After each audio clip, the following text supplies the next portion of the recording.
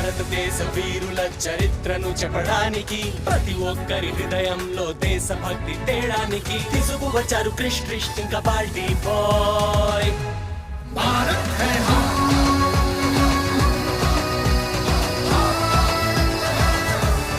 భారత్ హై హమ్. 5 4 3 2 1. It's over Krish. చాలు క్రిష్, ఇన్ని శీర్షాసనాలు చాలింకా. ఇంకా సరిగ్గా అవ్వు. కానీ ఈ రోజు నా ఎక్సర్సైజ్ ఇంకా పూర్తి కాలేదే. அப்புறம் நேத்தியோட கதையும் கூட. எனக்கு கனவுல கூட ராணியும் அவங்க யுத்தம் தான் ஞாபகம் வந்தது. ఆఫ్ కోర్స్, సంస్కృతి స్టోరీ మోడ్ ఆన్.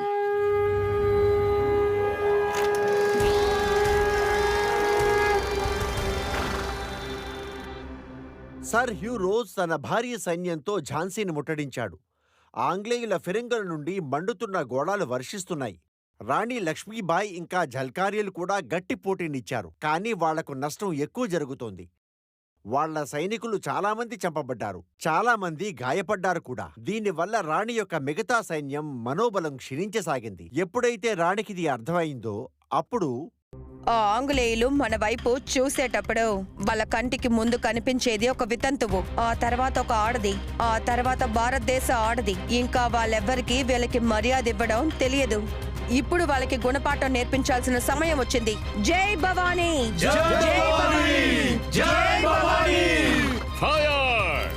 రాణి చెప్పిన ఈ మాటలు వింటూనే తన సైన్యంలో కొత్త ఉత్సాహం పెరిగింది. ఇంకా ఎప్పుడైతే ఆంగ్లేయుల సైన్యం కోట గోడలు ఎక్కడం మొదలుపెట్టారో, రాణి సైన్యం పైనుండి మరుగుతున్న నూనెను వారిపై పోసి వారిని గోడ మీద నుండి పడిపోయేటట్టు చేసింది. రాజు లేకుండా కూడా రాణి తన కోటను రక్షించడంలో సఫలమవుతుందని ఆంగ్ల సైన్యం అస్సలు ఊహించలేదు. ఇవే కాకుండా మరికొన్నింటిని రాణి మొదటి నుండే తయారు చేసి పెట్టుకుంది. యుద్ధం చాలా రోజుల వరకు పగలు రాత్రి జరిగింది. ఆంగ్ల సైన్యం చెమటలు కక్కేంతగా రాణి చాలా గట్టి పోటీనిస్తూ యుద్ధం చేసింది. సార్, నాకు తెలిసి రాణి మన మీద దాడి చేయడానికి చాలా రోజులుగా పన్నాగం పండుతున్నట్టున్నారు. కాబట్టి బోరే ఇలాకాలో వాళ్ళు ఏ గ్రెయిన్ ని, ఏ వెజిటబుల్స్ ని పండించలేదు. ఆల్రెడీ 5 రోజులు అయిపోయింది. మన సోల్జర్స్ ఇంతకు మించి ఆకలితో యుద్ధం చేయలేరు సార్. అది ఒక ఇండియన్ దగ్గర, ఎస్పెషల్లీ ఒక స్త్రీ దగ్గర ఈ ఓటమిని ఒప్పుకోవడం కుదరదు. రాణి దిగులు పడుతూ ఉన్నా సర్ హ్యూ రాస్ కూడా ఆ ఎదురుదాడితో అయోమయంలో పడ్డాడు. కానీ వాళ్ళ దగ్గర తుపాకులకి కొదవలేదు, ఫిరంగులకి కొదవలేదు. కానీ రాణి ఒంటరిగా ఎక్కువ కాలం ఆ కోటను కాపాడుకోలేదని ఆమె భావించింది. సరిగ్గా ఆ సమయంలోనే తాత్యా తోపే తన సైన్యంతో హ్యూరాస్ సైన్యం మీద దాడి చేశాడు. ఏ తాతయ్య తోపే ముక్కు మీద వేలేసుకునేలాగా చేశారు.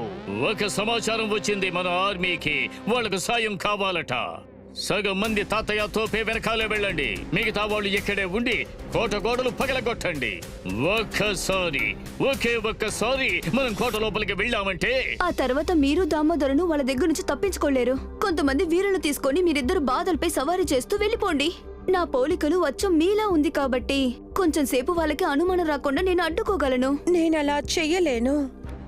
నా ప్రజల్ని ఒంటరిగా వదిలేసి నేను వెళ్ళలేను.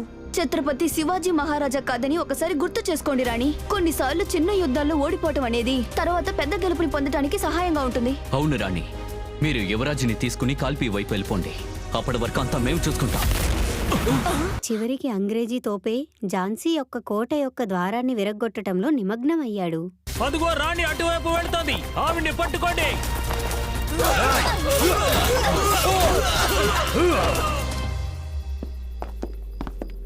సార్, రాణి గారిని పట్టుకున్నాం. చివరికి నువ్వు నా ముందు మోకాళ్ళు ఉండవలసి వచ్చింది, చూసావా? ఈవిడ లక్ష్మీబాయి కాదు. అయితే ఎవరేమే? జల్కారి, రాణి గారి నీడని. లక్ష్మీబాయి ఎక్కడుందో చెప్పు. ఝాన్సీ వాళ్ళ హృదయంలో, స్వరాజక ఘోషంలో, ఈ మాతృభూమి ఒక్కొక్క అంచులో.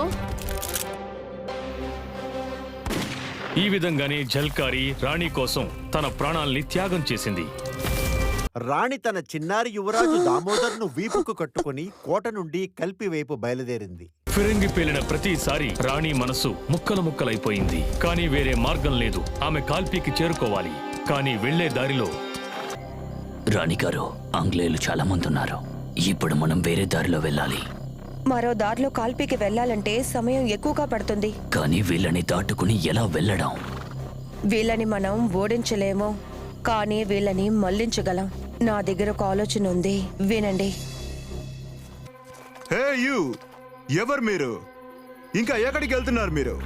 నీకు కమాండర్ యూరోస్ ఆర్డర్ దొరకలేదా? ఏం ఆర్డర్? కమాండర్ హీరోస్ గత 7 రోజులుగా ఝాన్సీలో ఇరుక్కునున్నారు. రాణి ఇంకా తాత్యా తోపే ఇరువైపులా మమ్మల్ని చుట్టుముట్టారు. అక్కడ ఎవరికీ ఆహారం లేదు, కానీ నువ్వు నన్ను ప్రశ్నిస్తున్నావు. మేము 2-3 చోట్ల నుంచి వస్తువులు తీసుకుని తిరుగు ప్రయాణం చేయాలి. నువ్వు మమ్మల్ని అనుమానిస్తున్నావు. అయితే సరే, ఆర్డర్ వచ్చేంత వరకు మేమిక్కడే ఎదురుచూస్తాం. ఎందుకు ఆలస్యమైందని కమాండర్ వచ్చి మా అందరినీ అడిగితే అప్పుడు మేము నీ పేరే చెప్తాం. ఆయన ఆవేశం గురించి నీకు తెలుసు అనుకుంటా. హ్యూ రోజ్ పేరు వింటూనే బ్రిటిష్ గార్డ్లు రాణిని తన బృందాన్ని వెళ్లనిచ్చారు. రాణి పన్నాగం పనిచేసింది. రాణి తిండి సామాన్లను ఇంకా కొన్ని ఆయుధాలను బ్రిటిష్ క్యాంపు నుండి తీసుకుని అక్కడి నుండి వెళ్లిపోయింది. భలే భలే, రాణి గారు పథకం అద్దరిపోయింది. ఆంగ్లేయుల గూడారాల్ని మాత్రం దాటుకుని రాలేదు, పైగా మనం వాళ్ళ తుపాకీలను కూడా లాక్కుని వచ్చాం. వాళ్ళకి అనుమానమే రాలేదు. అదంతా సరే కృష్, రాణి పసివాడైన యువరాజు దామోదర్ని ఎలా దాచగలిగింది? మంచి ప్రశ్న. చెప్పనా? రాణి గుర్రం పొట్టకు కింద దామోదర్ని కట్టి దాన్ని తన వారి మధ్యలో ఉండేటట్టు చూసుకుంది, యువరాజు ఎవరికీ కనబడకుండా. అబ్బో, గొప్ప ఆలోచన. You cheat! రాణి వెనక్కు తిరిగి చూస్తే అక్కడ బ్రిటిష్ సైనికుడు తను తన వాళ్లతో కలిసి అక్కడికి వచ్చేశాడు. పెద్ద యుద్ధమే జరిగింది. దానిలో రాణి సైనికులు చంపబడ్డారు. దామోదర్ని రక్షించడానికి అక్కడ నుండి పారిపోవడం తప్ప మరో దారి లేదు రాణికి. తను తన గుర్రం బాదల్ని పిలిచింది. బాదల్, ఇక నువ్వు పరిగెత్తకూడదు, ఎగరాలి. బాదల్ నిజంగా చాలా వేగంగా పరిగెత్తి రాణిని కల్పికి చేర్చింది. కానీ కల్పిలో ప్రవేశిస్తూనే బాదల్కి ఏమైంది? బాదల్ చనిపోయింది. బాదల్, నువ్వు చేసిన ఈ త్యాగాన్ని ఎప్పటికీ మర్చిపోలేను. స్వతంత్ర్యం కోసం చేసిన ఆ మొదటి పోరాటంలో ఝాన్సీ మాత్రమే కాదు, ఢిల్లీ, మీరట్, బితూర్ సైన్యాలు కూడా ఓడిపోయాయి. రాణి ఇప్పుడు మరికొంతమంది రాజుల్ని, క్రాంతికారుల్ని కలిసింది. వారిలో తాత్యా టోపే కూడా ఒకరు. ఓటమిలోనూ ఓటమిని ఒప్పుకోవడంలోనూ తేడా ఉంది. నాకు నా ఝాన్సీ తిరిగి కావాలి, కానీ దానికి రాజా గ్వాలియర్ సహాయం మనకి కావాలి. కానీ అతను ఆంగ్లేయులకి సాయం చేస్తున్నాడు కదా. కానీ అక్కడున్న ప్రజలందరూ ఖచ్చితంగా మన వైపు నించుంటారు. రాణి లక్ష్మీబాయి తాత్యా టోపేతో కలిసి గ్వాలియర్ చేరుకుంది. రాణి లక్ష్మీబాయి వర్ధిల్లాలి! రాణి లక్ష్మీబాయి వర్ధిల్లాలి! రాణి మహల్లోకి వెళ్లేసరికి రాజు గాఢ నిద్రలో ఉన్నారు. రాణి తల్వారు అతడిని నిద్ర నుండి లేపింది. ఈ దేశమే మెలకుగా ఉన్నప్పుడు ఒక శత్రువు మాత్రమే ఇలా నిద్రపోగలడు. ఇంకా ఇలాంటి శత్రువులకి నా దేశంలో స్థానం లేదు. రాజు భయభీతుడై పారిపోయాడు. రాణి మాటలు నిజమయ్యాయి. గ్వాలియర్ ప్రజలు రాణిని సమర్థించారు. రాణి లక్ష్మీబాయి వర్ధిల్లాలి! రాణి లక్ష్మీబాయి వర్ధిల్లాలి! కానీ ఇది హ్యూరోస్ కి చాలా కోపం తెప్పించింది. రాణి లక్ష్మీబాయి, రాణి లక్ష్మీబాయి, ఇంకోసారి ఈ పేరు నాకు వినపడిందంటే మీ అందరి నాలుకలు తెగ్గొస్తాను. గ్వాలియర్లో దాడి చెయ్యడానికి సిద్ధంగా ఉండండి.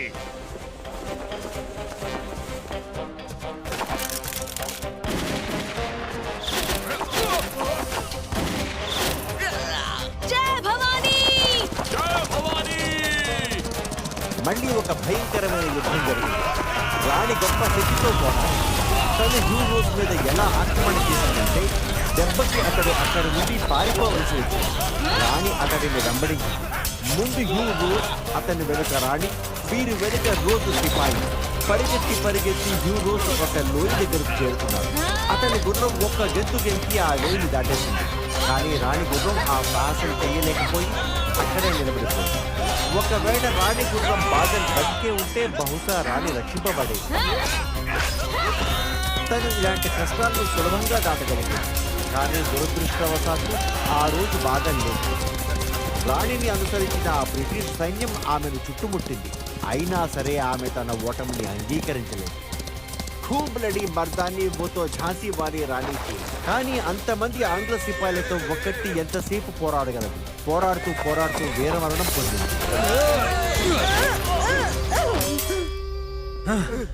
అయినా సరే ఆమె ఆంగ్లేయ తన ఆయుధాన్ని కింద పడేయలేదు. రాణి లక్ష్మీబాయికి ఎంత ధైర్యమో కదా. ప్రజలెప్పుడు ఏం ఆలోచిస్తారంటే ఈ హీరోస్ అందరూ చాలా ప్రత్యేకమైన వాళ్ళు అని. కానీ నిజానికి అలా కాదు. వాళ్ళు కూడా సాధారణ వ్యక్తులే. కానీ వాళ్ళు న్యాయం కోసం, ధర్మం కోసం కఠినమైన పరిస్థితుల్ని ఎదుర్కొన్నారు. ఆంగ్లేయుల్ని ఎదిరించి పోరాడారు. ఆ పోరాటాల్లో గెలిచారు, ఓడిపోయారు. కానీ మానసికంగా వాళ్ళు ఎప్పటికీ ఓడిపోలేదు. చివరికి యుద్ధం చేసి వీరమరణం పొందారు. అందువల్లే వాళ్ళ వీరత్వం గురించి ఈ రోజు కూడా మనం మాట్లాడుకుంటున్నాం. ఈ రోజుకి వీరత్వం గురించి, ధైర్యం గురించి మాట్లాడుకుంటున్నప్పుడు ప్రజలు తప్పకుండా లక్ష్మీబాయిని గుర్తుంచుకుంటారు. ఆ తర్వాత గ్వాలియర్లో ఉన్న ఆవిడ సమాధిని, అలాగే ఝాన్సీలో ఉన్న కోటని చూడ్డాన్ని అదృష్టంగా భావిస్తున్నారు.